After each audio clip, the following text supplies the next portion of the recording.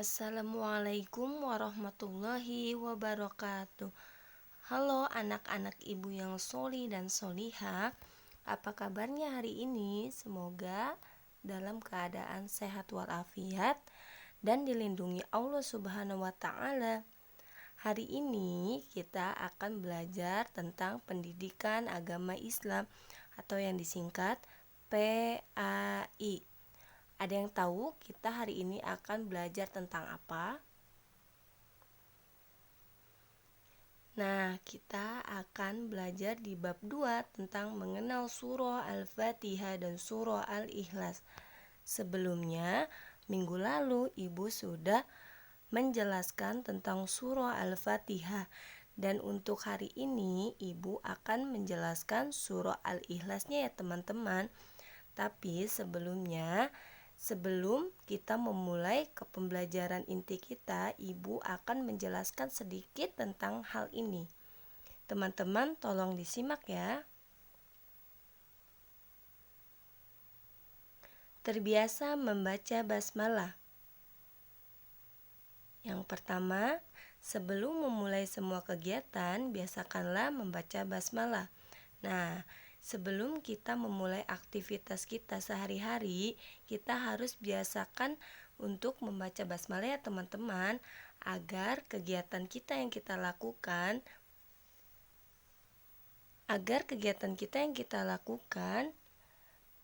berjalan dengan lancar dan diridhoi Allah. Yang kedua, bacalah basmalah agar semua kegiatan kita berkah dan bermanfaat. Nah, ketika kita membaca basmalah, insya Allah kegiatan kita yang kita lakukan akan bermanfaat untuk kita maupun untuk orang lain. Yang ketiga, sebelum pergi sekolah, bacalah basmalah. Nah, sebelum kita melangkahkan kaki kita keluar rumah, teman-teman harus baca basmalah dulu ya, agar Allah melindungi perjalanan kita dari rumah sampai ke sekolah. Dan yang keempat, sebelum belajar bacalah basmalah. Itu sudah pasti ya teman-teman. Biasanya saat kita di sekolah, sebelum kita memulai pembelajaran kita, biasanya ibu dan bapak guru akan berdoa terlebih dahulu. Sebelum berdoa, biasanya kita mengucapkan basmalah terlebih dahulu. Dan yang kelima, mengawali makan dan minum dengan basmalah. Sudah pasti ya teman-teman. Sebelum kita membaca doa sebelum dan sesudah makan, biasanya kita membaca basmalah terlebih dahulu. Yang keenam, ketika akan tidur, bacalah basmalah. Ini juga sama seperti tadi. Ya, sebelum membaca doa mau tidur, kita harus baca basmalah terlebih dahulu.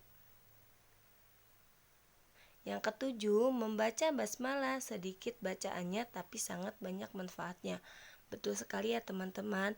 Insya Allah dengan kegiatan yang kita lakukan, membaca basmalah insya Allah akan berjalan dengan lancar. Yang kedelapan, segala kegiatan yang baik harus dimulai dengan membaca basmalah agar mendapat berkah. Ya, insya Allah kalau kita melakukan kegiatan kita setiap hari dengan diawali basmalah, insya Allah semua kegiatan kita akan dipermudah oleh Allah dan diberi keberkahan. Untuk yang terakhir, selain itu biasakanlah berdoa sebelum dan sesudah belajar agar diberi kemudahan dan mendapat ilmu yang bermanfaat di dunia dan akhirat. Betul sekali ya teman-teman, insya Allah kalau kita baca basmalah ya di dalam kehidupan kita sehari-hari, terutama dalam kita menuntut ilmu, insya Allah ilmu yang kita dapat akan berkah untuk kita. Selain berkah untuk kita, insya Allah bisa kita salurkan lagi kepada orang lain. Mensyukuri karunia dan pemberian Allah Subhanahu wa Ta'ala.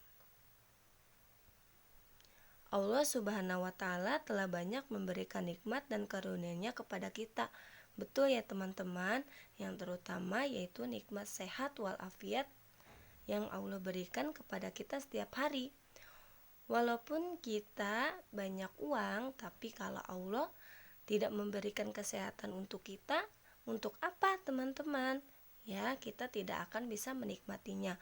Oleh karena itu, kita harus bersyukur kepada Allah atas nikmat sehat yang diberikan oleh Allah setiap hari kepada kita. Salah satunya adalah ditunjukkannya jalan yang lurus menuju kebahagiaan. Nah, ini juga ya, Allah selalu menyuruh kepada umatnya dan hambanya untuk selalu berada di jalan lurus dan diridhoi Allah. Seperti contohnya, Allah selalu memberi dan menyuruh kita untuk melakukan sholat 5 waktu yang seharinya ada 17 rakaat ya, dan memerintahkan kita umatnya untuk selalu membaca Al-Quran setiap harinya. Itu juga udah tanda ya teman-teman bahwa Allah menunjukkan kita kepada jalan yang lurus. Allah tidak ingin menjerumuskan umatnya kepada jalan yang tidak baik. Semua nikmat dan karunia yang kita terima adalah bukti kasih sayang dari Allah Subhanahu wa Ta'ala kepada semua makhluk ciptaannya. Betul ya teman-teman, Allah selalu memberikan nikmat dan karunia-Nya kepada kita semua sebagai hambanya, terutama nikmat sehat walafiat, nikmat iman, nikmat Islam. Karunia dan pemberian Allah Subhanahu wa Ta'ala semuanya harus kita syukuri. Harus ya teman-teman, karena semua nikmat yang Allah berikan kepada kita, insya Allah adalah nikmat yang terbaik yang Allah berikan untuk umatnya. Dan yang terakhir, bersyukur dengan mengucapkan Alhamdulillahirabbil alamin. Nah, kita harus mengucapkan Alhamdulillahirabbil alamin ketika kita sudah melakukan kegiatan seharian dan ketika kita mendapatkan rezeki dari Allah.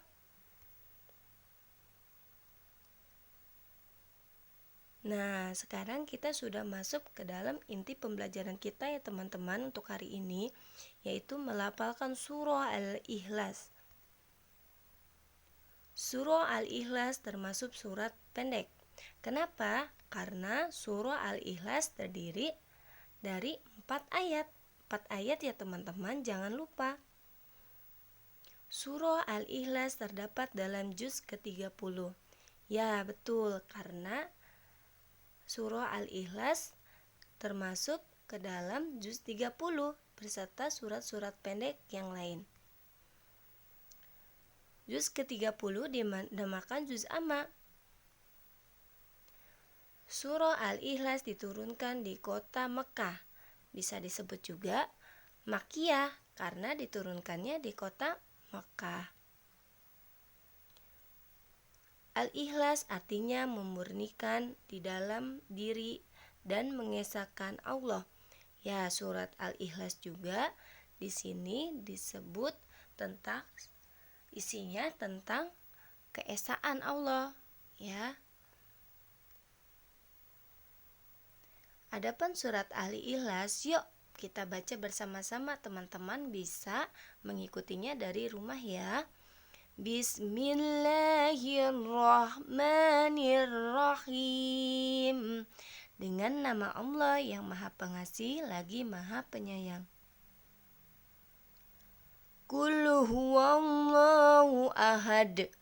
Katakanlah, dialah Allah yang Maha Esa. Allah yang Maha Satu ya teman-teman, tunggal, tidak ada Tuhan selain Allah yang wajib kita sembah. Allahus Somad. Allah adalah Tuhan, bergantung kepadanya segala sesuatu.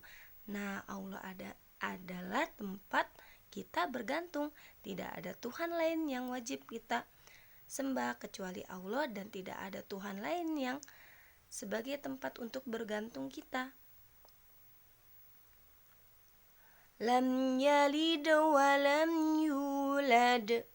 Dia tidak beranak dan tidak pula diperanakan. Allah itu bukan seorang anak, bukan seorang ayah, bukan seorang ibu, tidak mempunyai saudara. Allah itu tunggal ya teman-teman, hanya satu. walam yakul lahu kufuwan ahad. Dan tidak ada seorang pun yang setara dengan Dia.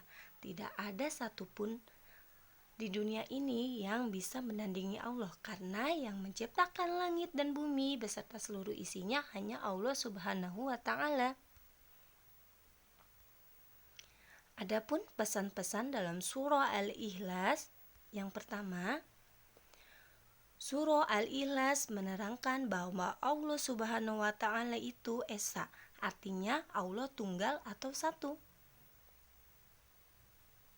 Allah hanya satu. Allah Subhanahu wa Ta'ala tidak punya anak dan tidak punya orang tua. Seperti yang Ibu katakan tadi, Allah itu hanya satu, tidak mempunyai orang tua, tidak mempunyai anak, tidak mempunyai saudara ya teman-teman. Allah Subhanahu wa Ta'ala adalah tempat bergantung, tempat kita berdoa dan berharap, dan hanya kepada Allah kita menyembah. Ya teman-teman, hanya kepada Allah lah kita menyembah dan memohon pertolongan. Sesulit apapun keadaan kita harus memintanya kepada Allah ya teman-teman. Jangan meminta kepada selain Allah, karena jika seseorang meminta ke selain Allah, berarti orang tersebut adalah termasuk golongan orang-orang yang musyrik. Allah Subhanahu wa Ta'ala tidak ada tandingannya dan tidak ada yang seperti Allah. Benar, karena Allah yang menciptakan langit dan bumi dan seluruh isinya. Tidak ada Tuhan lain yang bisa menandingin Dia. Ya teman-teman, Allah Subhanahu wa Ta'ala tidak seperti makhluk. Benar, karena Allah adalah pencipta, bukan seorang makhluk. Teman-teman, oke, sebelum Allah Subhanahu wa Ta'ala tidak punya sekutu, ya, tidak punya kelompok, tidak berkelompok juga. Allah itu sendiri ya, teman-teman. Kita umat Islam harus beriman dan menyembah hanya kepada Allah saja. Tidak ada Tuhan yang wajib disembah kecuali Allah. Oh iya, sebelum kita mengakhiri pembelajaran kita, ya, dan Ibu belum memberikan tugas kepada teman-teman, Ibu akan menceritakan sedikit ya tentang surah Al-Ikhlas ya. Di sini ada kisah yang menarik ya teman-teman tentang surah Al-Ikhlas. Ya, di sini ada teman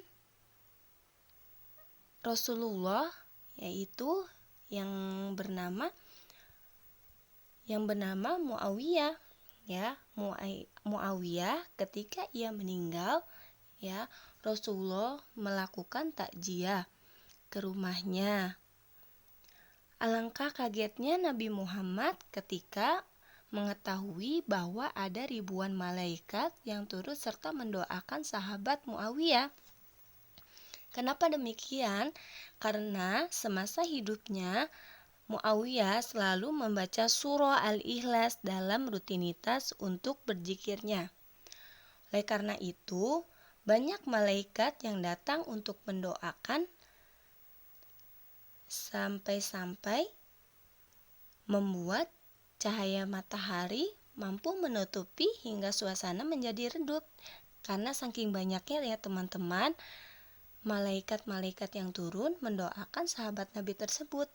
Nah, mudah-mudahan kita juga bisa mencontoh sahabat Nabi tersebut ya teman-teman, agar kita juga bisa didoakan oleh para malaikat. Untuk tugasnya, mengerjakan buku paket pendidikan agama Islam atau PAI halaman 23 sampai 24 ya teman-teman, dikumpulkan via Classroom. Sekian pembelajaran kita hari ini. Mudah-mudahan apa yang Ibu sampaikan bisa bermanfaat untuk teman-teman dan dimengerti ya teman-teman. Wassalamualaikum warahmatullahi wabarakatuh.